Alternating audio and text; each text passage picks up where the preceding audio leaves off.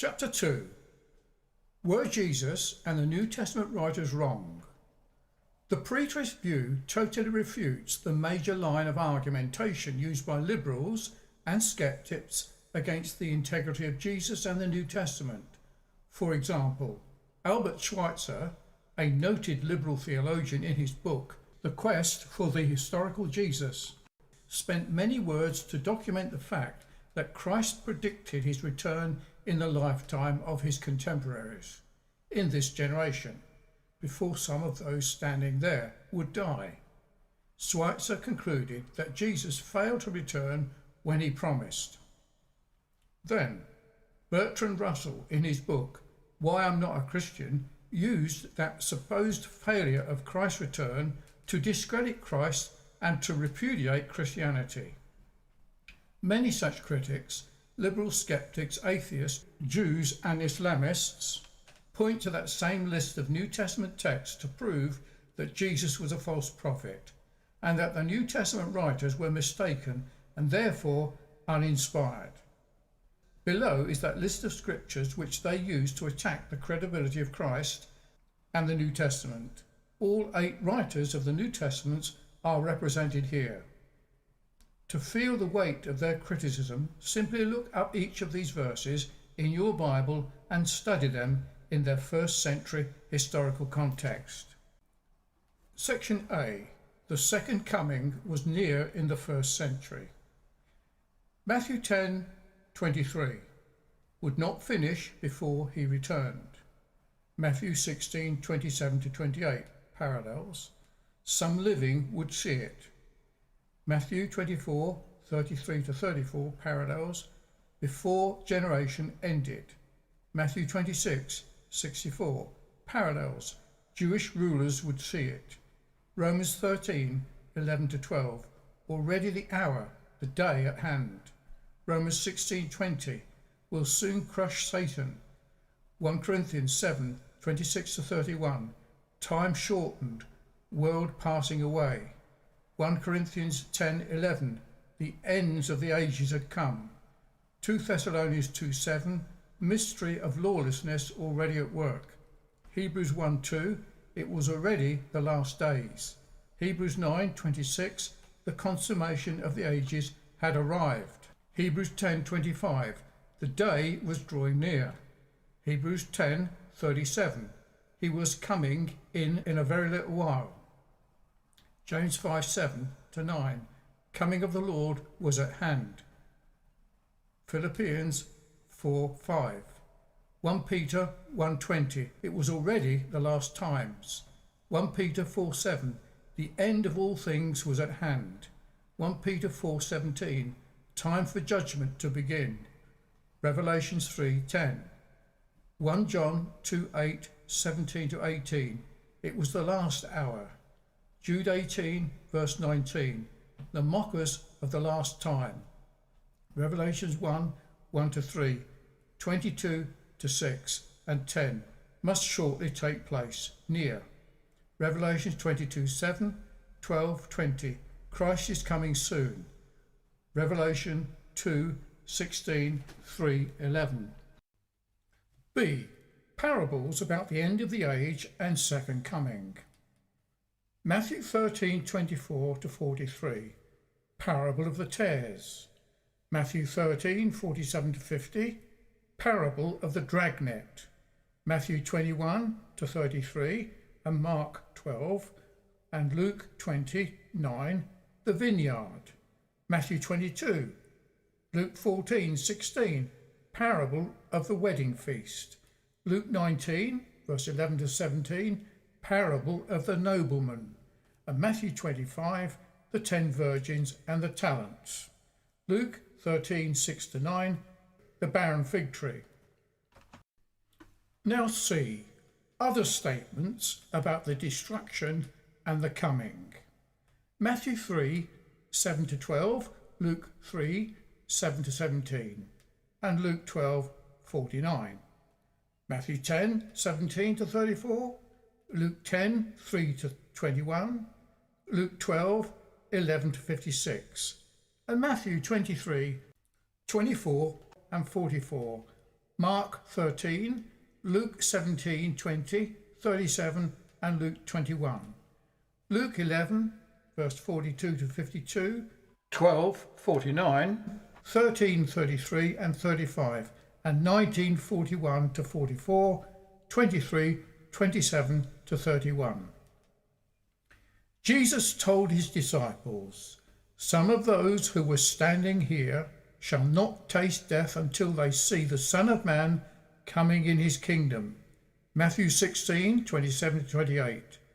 Paul told the Romans that it was already the hour for them to awake, because the night is almost gone and the day is at hand. Romans 13, 11 to 12. Paul also reminded the Corinthians that they were living at a time when the ends of the ages had come. 1 Corinthians 10, 11. Paul stated that Christ's ministry on earth was during the time when the ages were being consummated, Hebrews 9, 26. And James wrote in AD 62, just before he was martyred, "The coming of the Lord is at hand, and the judge is standing right at the door." James 5, 8 and 9.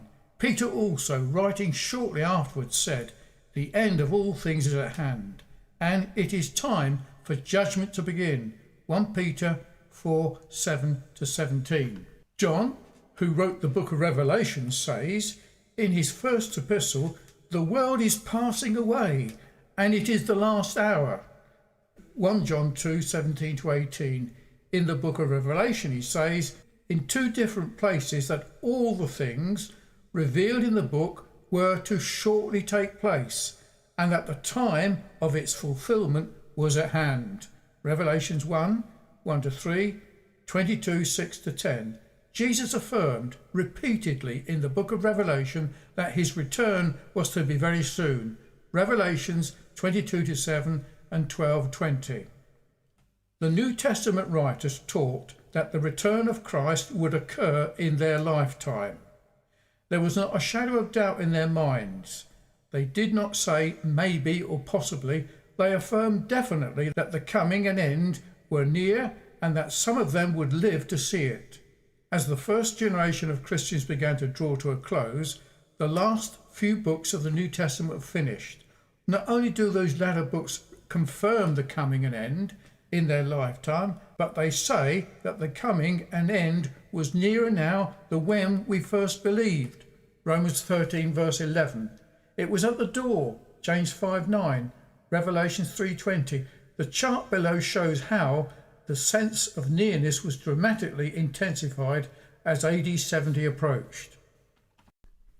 The imminency intensified nearer the end. Look at the early predictions. Keep on preaching to Israel until Christ comes. Matthew 10:23, 24:14, 28, 19 to 20. Later New Testament statements, "Get out of Israel, his coming is near." Revelations 18:4, 22, 6 and 7, 10, 12 and 20. Early predictions, all the apostles were still alive then, but only some would be alive at the end. Matthew 16, 27 to 28, John 21, 22. Later New Testament statements, historic fact, most of the apostles were dead by AD 66. James died in AD 44 and several others in AD 62 to 66. Earlier, he was not at the door then, but when they see these things happen, Matthew 24:33, later they would see all those things happening. So he was now at the door, James 5:9. Earlier predictions, tribulation will come in this generation sometime. Watch for the signs to know when it is near. Matthew 24:21 to 31. Later New Testament statements, the tribulation was now happening. Acts 11:19, 14:22, Romans 5:3, 2 Corinthians 1:8, 1 Thessalonians 1:6, 2 Thessalonians 1:4 to 10, Revelations 1:9, 7 to 14. Earlier predictions, all will be fulfilled. Luke 21 to 22, when Israel is shattered. Daniel 12, 7. Later New Testament statement, Peter referred back to the Old Testament prophecies and claimed fulfillment by saying, the end of all things is at hand. 1 Peter 4:7. Earlier predictions, seal up the book, the time is not near. Daniel 12:4-9. Later New Testament statement, do not seal the book, the time is at hand. Revelation 22:10. Earlier predictions, heaven and earth will not pass away until Matthew 5:17-18, jots and tittles, etc. Matthew 24-29-35, Isaiah 65-66, heaven and earth. Later New Testament statement, heaven and earth are ready to pass away. Hebrews 12:28, 2 Peter 3:13, Revelations 21, new heaven and earth, the kingdom. General references to time. John 6:44, 12:48, the last day. Matthew 24:3, 6 and 14, the end of the age coming. Matthew 24:34, this generation. Daniel 2:21, Acts 1:7, times and epochs. Specific references to nearness, day is approaching. Hebrew 10:25, in the very little while. Hebrews 10:37, the last hour. 1 John 2:18, the time's at hand. Shortly, Revelations 1:2, 3 22:10, end is near. 1 Peter 4:17, time for judgment. 1 Peter 4:17, coming is at hand. James 5:8-9. Early predictions, apostasy will come, false teachers, prophets and Christs. Matthew 24:10-14. Later New Testament statements, apostasy had begun. 1 John 2:18, 2 Thessalonians 2:7, Jude 18 verse 9, 2 Peter 3:3. Earlier predictions, redemption was not nigh yet. Luke 21:31, Luke 19:11-27. Later New Testament statements, redemption is nearer now. Romans 8:23, Ephesians 1:14 and 4:30. Early predictions, kingdom will be near when they see these things. Luke 21:31. They will inherit the kingdom when he returns. Matthew 25:34. Later New Testament predictions, kingdom was very near. They were about to receive the inheritance. Hebrews 12:28, James 2:5, 2 Peter 1:11, Revelations 11:15, 22 and 10. Earlier predictions, Satan and his seed would be crushed in that generation. Genesis 3:15, Matthew 23:33, John 8:41-44. Later New Testament statements, Satan to be crushed soon. Romans 16:20, 1 Peter 5:1-10, Revelations 22:6-7. Earlier predictions, mystery and redemption would be consummated in those days. Daniel 9:24 and chapter 12, Ephesians 1:9-14. Later New Testament statements, mystery and redemption were now being consummated. Revelations 10-7, 12-10, chapters 21-22. Earlier predictions, how long until the end, when the power of the holy people is fully shattered? Daniel 12:6-9. Later New Testament statements, how long until the martyrs are vindicated? It will only be a little while. Romans 6:10-11 and Luke 18-8. Earlier predictions, wedding feast, when bridegroom comes.